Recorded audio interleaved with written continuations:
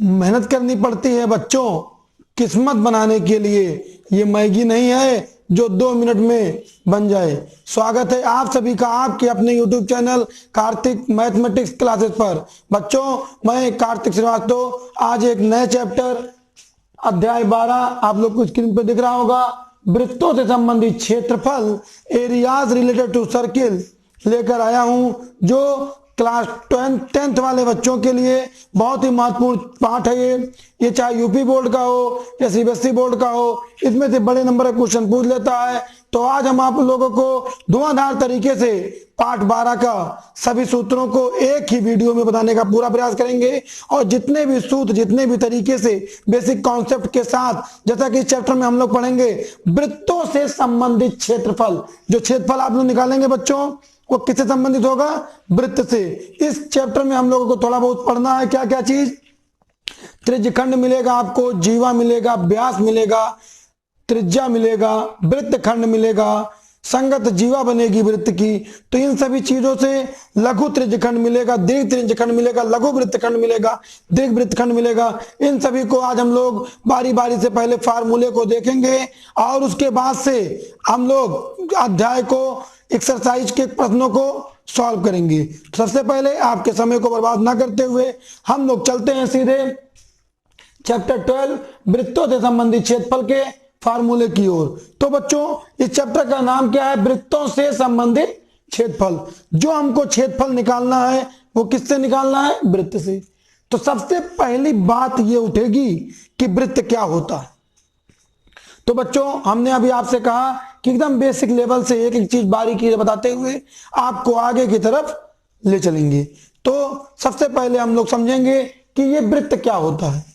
तो आपको पता है बच्चों, वृत्त हम लोग जब बनाते हैं तो एक प्रकार का आवश्यकता पड़ता है, इंग्लिश में इसको कंपास कहते हैं। उस कंपास को या हम लोग और लो लेवल में जाकर कहें तो जो कंपास है उसको बोला था लंगड़ा प्रकार। लंगड़ा क्यों होता है? क्योंकि उसमें एक तरफ नोक एक तरफ पेंसिल लगाई जाती है। तो जिधर पेंसिल लगाई जाती है वो तो क्या ऐसे नोक को हम लोग रखते हैं पॉइंट को, और उसके बाद ऐसे करके सर्किल को खींचा जाता है। तो बच्चों ये बिंदु जब आप रखेंगे नोक किसके? लंगड़े प्रकार के या प्रकार के। तो बच्चों ये हम लोग माने अगर हो तो ये वृत्त का केंद्र हो गया, और कुछ दूरी लेकर के जो हम वृत्त खींचेंगे ये हमारा हो जाएगा वृत्त। तो जो दूरी लिया गया वो वृत्त का त्रिज्या हो गया OA। तो वृत्त क्या होता है? वृत्त एक ऐसे बिंदु का बिंदुपथ है जिसका एक निश्चित बिंदु से दूरी सदैव बराबर होता है। निश्चित बिंदु को वृत्त का केंद्र कहते हैं। निश्चित बिंदु को वृत्त का क्या कहते हैं? केंद्र कहते हैं। तथा जो बराबर दूरी होती है यह वृत्त की त्रिज्या कहलाता है। एक बार फिर से रिपीट करेंगे, आप लोग कापी पेन के साथ बैठिए और जो आपको पॉइंट नोट करने वाला हो नोट करते हुए चलिए। वृत्त एक ऐसे बिंदु का बिंदुपथ है जिसका एक निश्चित बिंदु से दूरी सदैव बराबर होता है। निश्चित बिंदु को वृत्त का केंद्र कहते हैं, और केंद्र से जो दूरी निकाली जाती है वो OA, ये वृत्त की त्रिज्या होता है। और बच्चों एक ही वृत्त में स्थित सभी त्रिज्याएं, जो भी त्रिज्या वृत्त में होगी वो सभी त्रिज्या आपस में क्या होगी? बराबर होगी। फिर हम लोग इस चैप्टर में डिस्कस करने वाले हैं क्षेत्रफल से संबंधित। तो उसके पहले आपको हम 2-3 चीजें और बताएंगे कि जीवा क्या होता है। तो बच्चों अगर मान लीजिए ये पॉइंट यहां पर है, मान लीजिए एक पॉइंट कोई B है, एक पॉइंट कोई C है। इस पॉइंट BC को अगर मिला दिया गया तो ये 2 पॉइंट है ना, और दोनों पॉइंट है किस पर? वृत्त पर। तो वृत्त पर स्थित किन्हीं 2 बिंदुओं को मिलाने से जो रेखा प्राप्त होती है वो वृत्त की जीवा कहलाती है। क्या बताया हमने आपको कि वृत्त पर स्थित किन्हीं 2 बिंदुओं को मिलाने से जो रेखा प्राप्त होती है उसे वृत्त की जीवा कहते हैं। क्या कहते हैं? जीवा। इसके बाद बच्चों आपका आएगा, जीवा को अंग्रेजी में कॉर्ड कहते हैं। फिर आएगा हम लोगों का व्यास। व्यास तो व्यास वृत्त की सबसे बड़ी जीवा होती है, और वृत्त की वह जीवा जो उसके केंद्र से होके जाए वृत्त का व्यास कहलाता है। व्यास वृत्त को 2 बराबर अर्धवृत्तों में बांटता है। ठीक है, व्यास वृत्त को 2 बराबर अर्धवृत्तों में बांटता है। तो ये आपके टॉपिक्स हुए क्या? व्यास। तो व्यास हुआ, जीवा हुआ, त्रिज्या हुआ। तो व्यास किसको बोलेंगे? देखिए हमने क्या बताया कि व्यास किसे कहते हैं? वृत्त की वह जीवा जो उसके केंद्र से होके जाए वृत्त का व्यास कहलाता है। ये लाइन ए बी वृत्त का व्यास है। बच्चों आपने अभी बताया कि ओ बी क्या है? त्रिज्या। ओ ए क्या है? त्रिज्या। क्यों? क्योंकि एक ही वृत्त में स्थित सभी त्रिज्याएं आपस में क्या होती हैं? बराबर होती हैं। इसके बाद से अब हमने बताया कि ये आपका व्यास हो गया ए बी। तो अगर हम लोग चर्चा करें तो O बराबर वृत्त का केंद्र। O क्या होता है बच्चों? वृत्त का केंद्र। O is the centre of circle. फिर इसके बाद से R बराबर वृत्त का त्रिज्या। R क्या होता है बच्चों? वृत्त की त्रिज्या होती है। R को क्या कहते हैं हम लोग? R is the radius of circle. इसके बाद हम लोग यहां पर AB कह रहे थे, तो AB बराबर इस फिगर में वृत्त का क्या है? AB व्यास है। इस फिगर में AB वृत्त का क्या है? व्यास है। तो AB को अगर हम लोग निकालें तो ये R और R दोनों मिलाकर के जो AB हुआ। तो इसका मतलब आप ये कह सकते हैं बच्चों कि जो AB है वृत्त का व्यास है, और जो वृत्त का व्यास होता है व्यास बराबर 2 गुणे त्रिज्या। त्रिज्या का क्या होता है? 2 गुना होता है। जो AB वृत्त का व्यास है और व्यास त्रिज्या का 2 गुना होता है। अगर किसी क्वेश्चन में हम लोगों से यह पूछता है कि व्यास बराबर, तो आप कहेंगे 2 गुणे त्रिज्या। तो व्यास अगर त्रिज्या का 2 गुना होता है तो इसका मतलब अगर हम त्रिज्या की बात करें तो त्रिज्या व्यास की आधी होती है। त्रिज्या बराबर व्यास बटे 2। 5वां नंबर फॉर्मूला। त्रिज्या क्या होगा बच्चों? व्यास बटे 2। अब इस एक्सरसाइज में हम लोगों को पढ़ना है वृत्त से संबंधित क्षेत्रफल। तो आपके स्क्रीन पर अब आएगा वृत्त का क्षेत्रफल। वृत्त का क्षेत्रफल बराबर, तब बच्चों अगर वृत्त का क्षेत्रफल का बात करेंगे हम लोग तो फार्मूला हो जाएगा पाई आर स्क्वायर। वृत्त का क्षेत्रफल बराबर पाई आर स्क्वायर। फिर अगला फार्मूला नंबर 7वां, वृत्त का परिधि।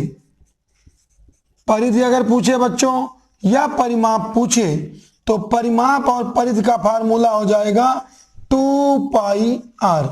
तो बच्चों वृत्त का क्षेत्रफल माने एरिया ऑफ सर्किल, वृत्त का परिधि, परिधि मतलब परिमाप, और परिमाप का फार्मूला क्या होगा?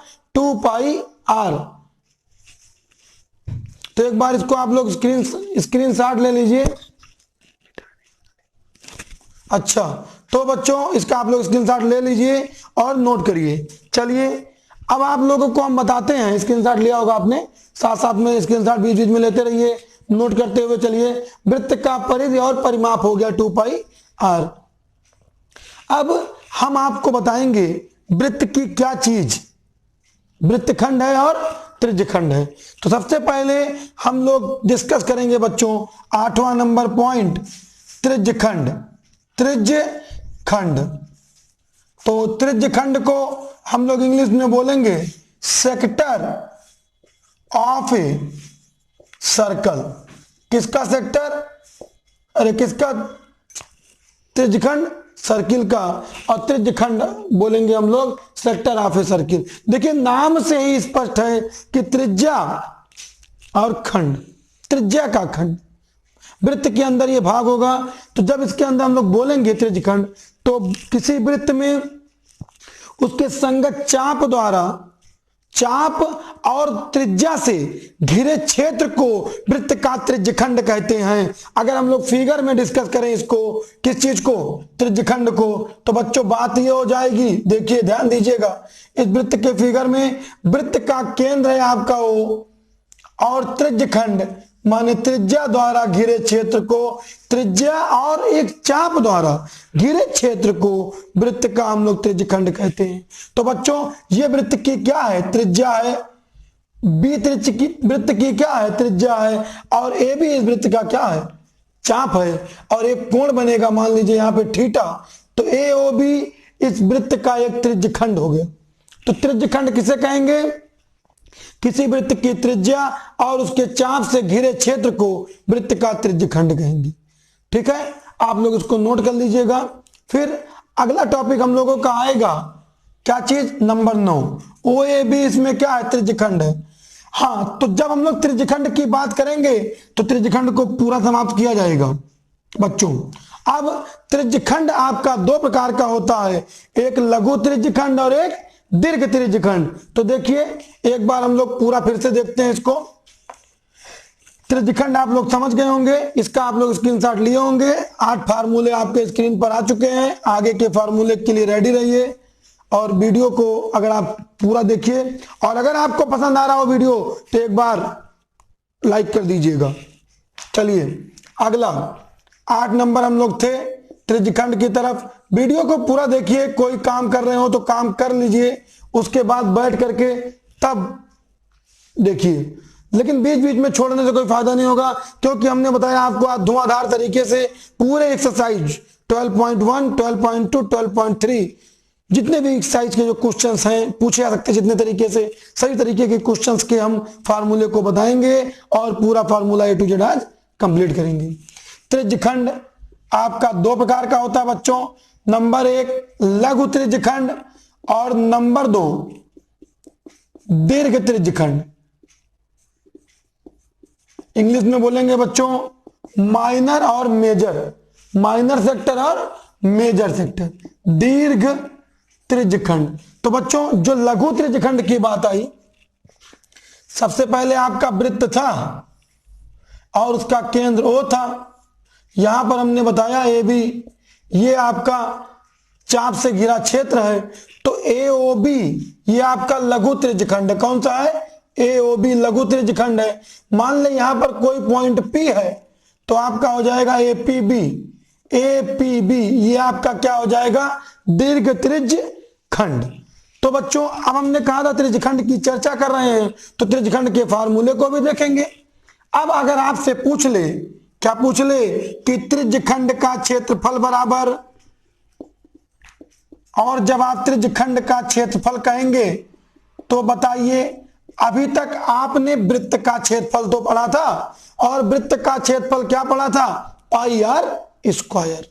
और त्रिज्यखंड आपको पता है कि पूरे वृत्त में कितने अंश का कोण, आपको पता है बच्चों कि पूरे वृत्त में कितने अंश का कोण बनता है, 360।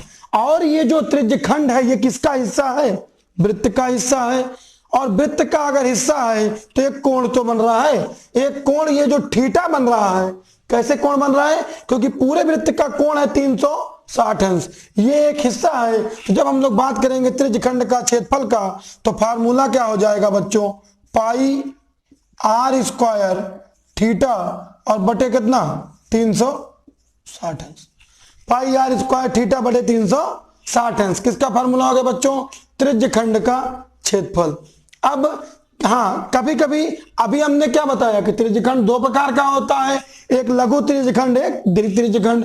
क्वेश्चन ये पूछ लेता है, जब आपसे पूछेगा दीर्घ वृत्त त्रिज्यखंड का क्षेत्रफल तभी आप दीर्घ का फार्मूला लगाएंगे, अन्यथा की दृष्टि में दीर्घ त्रिज्यखंड का क्षेत्रफल नहीं लगेगा। अन्यथा की दृष्टि में अगर केवल यही कहता है कि त्रिज्यखंड का क्षेत्रफल ज्ञात करो तो आप जान जाइएगा कि त्रिज्यखंड माने लघु त्रिज्यखंड, जब वो कहेगा दीर्घ त्रिज्यखंड तो दीर्घ निकालेंगे आप। नंबर 10वां फार्मूला अगर बच्चों बात करता है वो दीर्घ त्रिज्यखंड का क्षेत्रफल, दीर्घ त्रिज्यखंड का क्षेत्रफल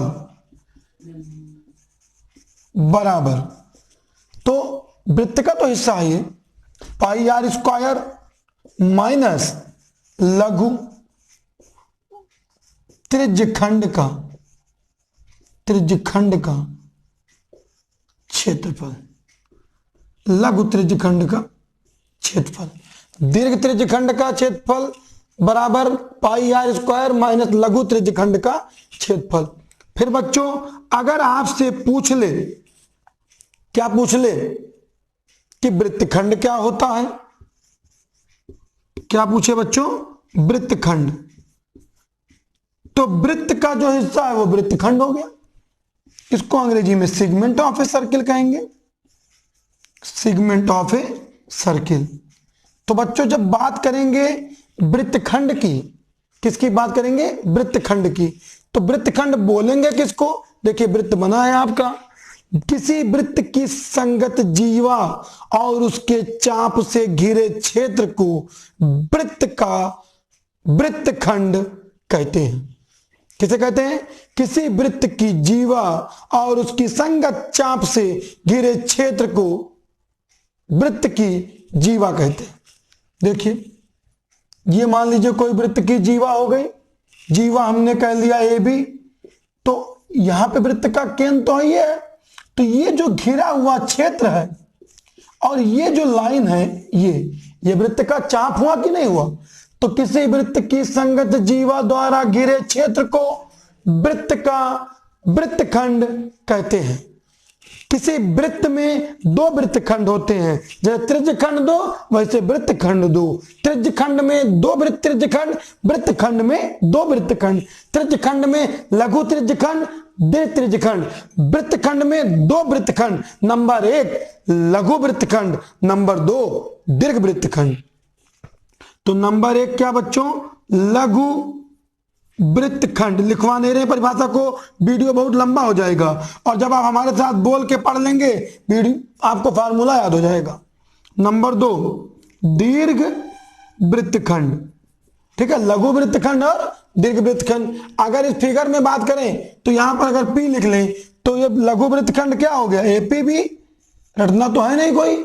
और अगर मान लीजिए यहां क्यू हो गया तो ए क्यू बी, ये क्या हो गया बच्चों? आपका दीर्घ वृत्तखंड। हाँ, तो अब हम लोगों का जो ये वृत्तखंड है इसमें फार्मूला बनेगा जैसे त्रिज्यखंड में बना। तो जब अगर आपसे पूछे कि वृत्तखंड का क्षेत्रफल बराबर, फार्मूला नंबर 12,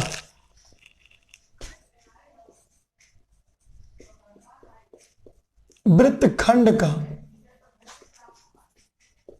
क्षेत्रफल बराबर, तो बच्चों यहां फार्मूला हो जाएगा वृत्तखंड के क्षेत्रफल का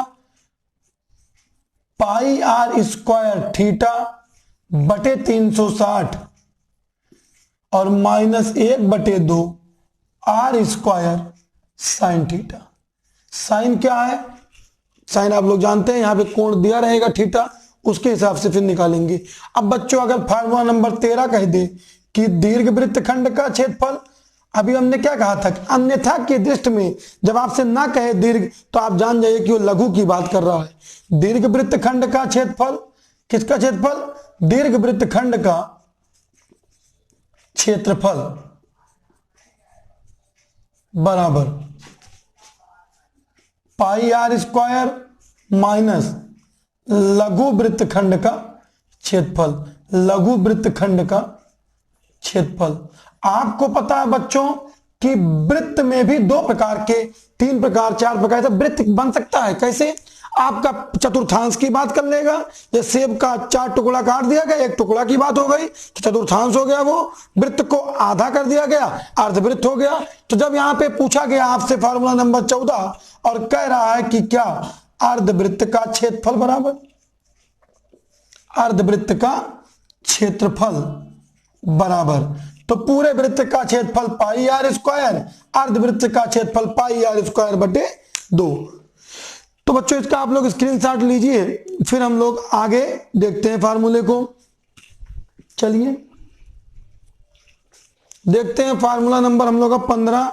लघु वृत्तखंड के अर्धवृत्त का क्षेत्रफल के बाद से हम लोग आ जाएंगे बच्चों चतुर्थांश के क्षेत्रफल पे। स्क्रीनशॉट आपने लिया होगा, कोई समस्या होगा कमेंट करिएगा, और अगर आपको वीडियो अच्छा लग रहा होगा बच्चों तो लाइक करिएगा। अपने कमेंट्स को जरूर लिखा करिए, कमेंट आप लिखेंगे तो उसी। और अब आप जान रहे हैं धीरे धीरे हम लोग बोर्ड परीक्षा की तरफ अग्रसर हैं। क्या टॉपिक आपका छूट रहा है, क्या चीज समझ में नहीं आ रहा है, उसके लिए आप कमेंट करिए, लिखिए, उसको हम उसी हिसाब से पढ़ाते रहेंगे। फिर देखिए आपका अगला फार्मूला नंबर 15 आपका आएगा बच्चों कि चतुर्थांश, वृत्त के चतुर्थांश का क्षेत्रफल, वृत्त के चतुर्थांश का क्षेत्रफल। जब हम लोग पढ़ेंगे बच्चों चतुर्थांश का क्षेत्रफल तो फार्मूला आपका हो जाएगा pi r square theta pi r square बटे 4, क्योंकि अर्धवृत्त में बना कोण समकोण होता है। फार्मूला नंबर 16 बच्चों, क्योंकि हमने कहा बारीकी से चलेंगे तो हम लोग अभी एनसीईआरटी के माध्यम से अध्ययन कर रहे हैं, तो यहां पर साइन 60 अंश और साइन 120 अंश दो जगह क्वेश्चन में पूछा है। तो साइन 60 हम लोग क्योंकि हाई स्कूल में इस समय एनसीईआरटी बुक का अध्ययन कर रहे हैं और यहां पर केवल 90 अंश तक कोणों की बात की गई है, तो यहां पे लेकिन एक क्वेश्चन है बच्चों, वहां पे साइन 120 का मान कुछ दे दिया है कोण वहां पे, तो साइन 120 का भी मान क्या होगा, √3/2। फिर एक क्वेश्चन इस एक्सरसाइज इस बुक में आपका है कि किसी घोड़े के गले में रस्सी बंधा है, घोड़ा कितना घास चर सकता है। तो घोड़ा कैसे चरेगा घास, घूम घूम के, और जब घास चरेगा तो गले में जो रस्सी है वो त्रिज्या के बराबर होगी। घोड़े के गले में बंधी रस्सी की लंबाई बराबर वृत्त की त्रिज्या। फिर बच्चों आपका इस एक्सरसाइज में वो पूछेगा एक वाइपर, जानते नहीं गाड़ी में लगा रहता है, वाइपर का काम क्या होता है, गाड़ी के शीशे को साफ करना। तो आपको ये पता है कि गाड़ी के में आगे अगर 2 वाइपर लगा है तो साफ कैसे करेगा वो, यूं यूं यूं यूं। तो आपका ये ऐसे ऐसे आपका वाइपर चल रहा है, तो अगर वाइपर चल रहा है तो देखिए ये ऐसे और ये ऐसे, ऐसे और ये ऐसे, तो ये जो दूरी है बच्चों ये क्या है, त्रिज्या तो है। वाइपर की जो लंबाई है वो त्रिज्या है, और जो उसके द्वारा साफ किया हुआ बुहार, मतलब पानी जब खोलते हैं गाड़ी से तो पानी जो फेंकता है ऐसे साफ करता है, वो प्रत्येक बुहार में जो साफ किया गया क्षेत्रफल है वो वृत्त का त्रिज्यखंड है। तो बच्चों अगर आपसे कहता है 19 नंबर में वाइपर की लंबाई,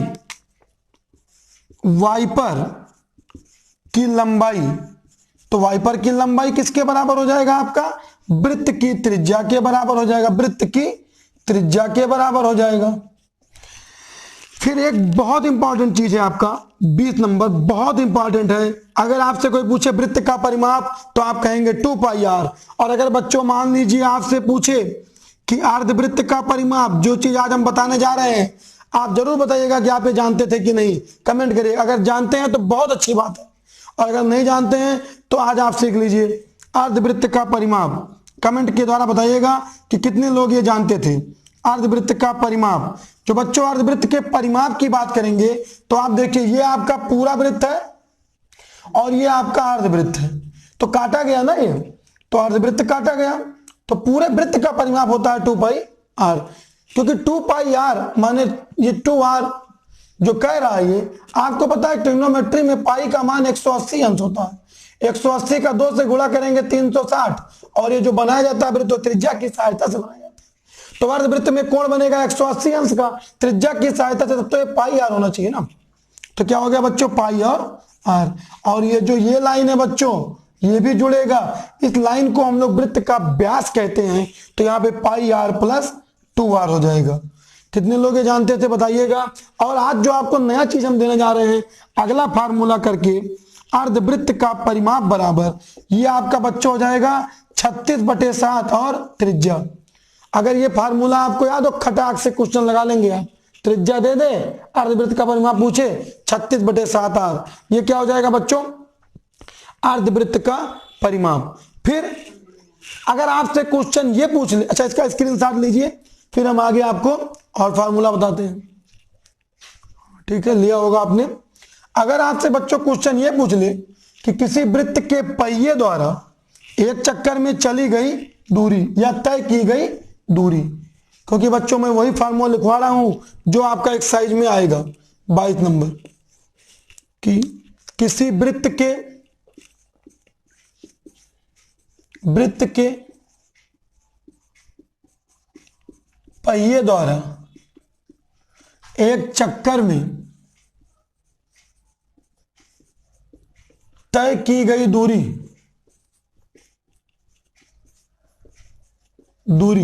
बराबर वृत्त का परिमाप, या आप कह सकते हैं 2πr। फिर घड़ी के मिनट वाली सुई की लंबाई अगर दे दे बच्चों, तो घड़ी के मिनट वाली सुई या सेकंड वाली सुई ऐसे तो घूमेगा वो, तो बराबर हो जाएगा आपका वृत्त की त्रिज्या। किसके बराबर हो जाएगा? वृत्त की त्रिज्या के। और नंबर 24वां, अगर आपसे कहता है कि घड़ी के मिनट वाली सुई द्वारा एक मिनट में बना कोण बराबर, तो ये आपका हो जाएगा 6 डिग्री। लेकिन हमने आपसे कहा कि आपको एकदम बारीकी से पूरा बेसिक लेवल से बताते हुए आगे बढ़ेंगे। जो मिनट वाली सुई है बच्चों, आप लोग ध्यान से सोचिएगा कितने देर में पूरा चक्कर लगा लेती है। हाँ, तो बच्चों जो मिनट वाली सुई है आपका, ये 1 घंटा माने कि 60 मिनट में पूरा चक्कर लगाती है। तो आपको ये पता है बच्चों कि जो पूरे वृत्त में कोण बनता है 360 अंश। तो यहां से आप निकाल सकते हैं कि 60 मिनट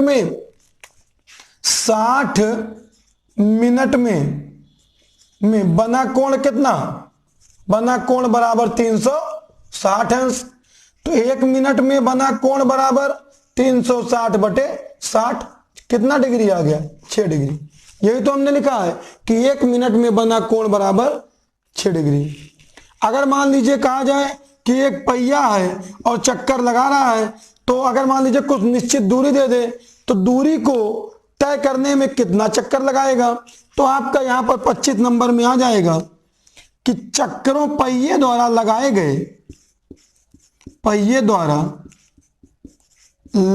गए चक्करों की संख्या बराबर आपका हो जाएगा कुल दूरी, कुल तय की गई दूरी, और बटे एक चक्कर में पहिए द्वारा चली गई दूरी। ये हो जाएगा बच्चों। अगर आपसे पूछता है कि कोई निश्चित दूरी को पहिया कितना चक्कर लगाएगा तय करने में। फिर बच्चों आप लोगों को ये पता है, जानते भी होंगे आप, कि वर्ग का क्षेत्रफल बराबर आपका हो जाएगा क्या? भुजा का स्क्वायर। किसका स्क्वायर? भुजा का स्क्वायर। फिर इसी में अगर आपका वर्ग का विकर्ण की बात करें, क्योंकि जो हम लिख रहे हैं वो यूज है एक्सरसाइज में, वर्ग का विकर्ण बराबर √2 गुणे भुजा। वर्ग का विकर्ण किसके बराबर होगा? √2 गुणे भुजा के बराबर होगा। तो एक बार इसका आप लोग स्क्रीनशॉट लीजिए, फिर हम आगे जो बचे हुए फार्मूला है उसको भी लिखवाते हैं।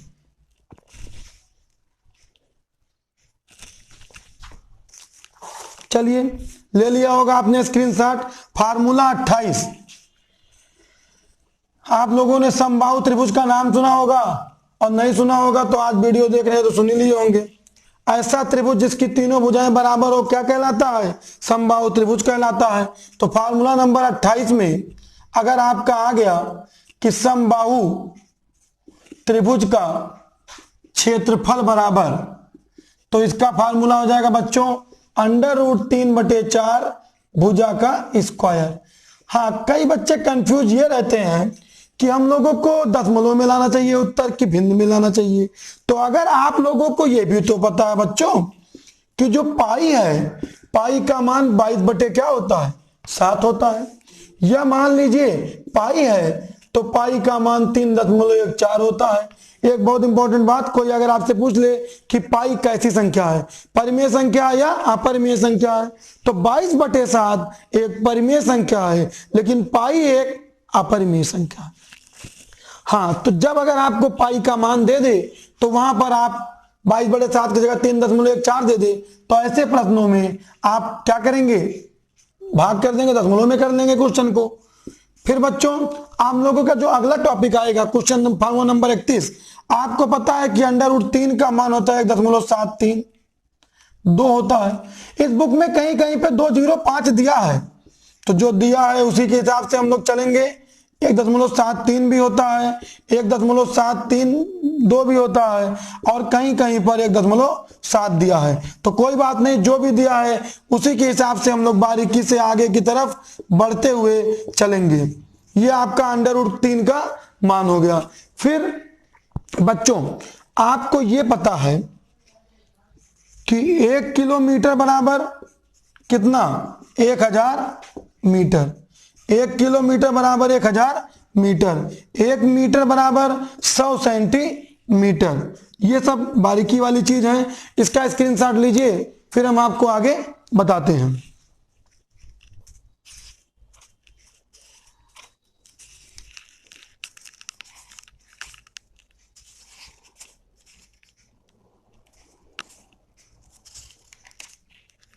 उम्मीद है आपने स्क्रीनशॉट ले लिया होगा। फिर हम लोग आगे की तरफ बढ़ेंगे। हम कोई भी टॉपिक को बगैर छोड़े हुए, आप लोगों ने समकोण त्रिभुज का नाम सुना होगा, और अगर किसी क्वेश्चन में समकोण त्रिभुज की बात करता है तो आप बताइए बच्चों, समकोण त्रिभुज का क्षेत्रफल क्या होगा? समकोण त्रिभुज का क्षेत्रफल क्या होगा? समकोण त्रिभुज का क्षेत्रफल, हाँ अब आपका लंबा वीडियो नहीं होगा बच्चों, खत्म होने वाला फार्मूला, कहीं मत जाइए, वीडियो को छोड़कर बने रहिए, एक आध दो फार्मूले बचे हैं। समकोण त्रिभुज का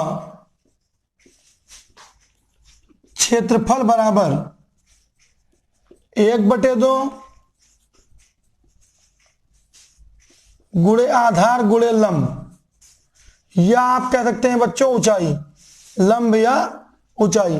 तो बच्चों पूरा प्रयास किया है हमने कि कोई भी फार्मूला आपका छूटे ना, और आप भी ये वादा तोड़ेंगे नहीं, बढ़िया पढ़ेंगे और फार्मूले को नोट करते हुए अच्छे से लगाइएगा। कमेंट करिएगा वीडियो कैसा लगा, और यदि कोई चैनल पर नया व्यूवर होगा और उसको अच्छा लगा होगा तो चैनल को सब्सक्राइब करिएगा, बेल आइकन को दबाइएगा और वीडियो को लाइक करना मत भूलिएगा। तो मिलते हैं बच्चों अगले वीडियो में। इसी टॉपिक को आगे बढ़ाते हुए हम लोग एक्सरसाइज 12.1 के प्रश्नों का अध्ययन करेंगे। आज के लिए बस इतना ही, मिलते हैं नेक्स्ट वीडियो में। जय हिंद, वंदे मातरम।